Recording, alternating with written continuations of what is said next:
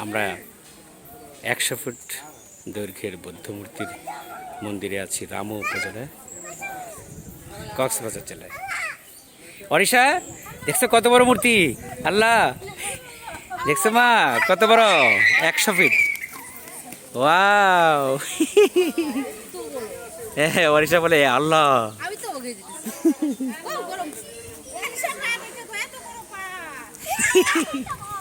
অরিশা ভালো লাগছে? তাবু কেমন লাগছে ভাইজা?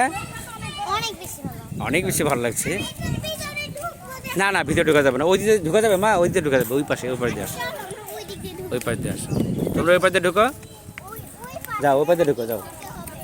এই ওই পাশে ঢোকো, ওই পাশে। এখন এদিকে আসো। কেমন লাগছে বলো? ভালো লাগছে। অনুভূতি কি তোমার বলো? তুমি তো ছাত্রী হিসেবে তোমার অনুভূতি কি? অনেক শিক্ষণীয় একটা জায়গা। মানে মেইন কথা কি জানা, যার যার ধর্ম তার তার কাছে, কিন্তু ধর্মীয় ঐতিহ্যগুলো অবশ্যই ধরে রাখতে হবে, তাই না? গৌতম বুদ্ধ তো হিংসার প্রবর্তক।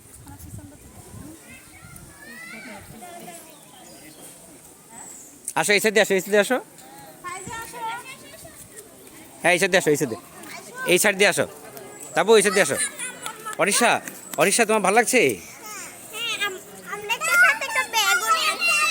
ওয়াও, ঠিক আছে।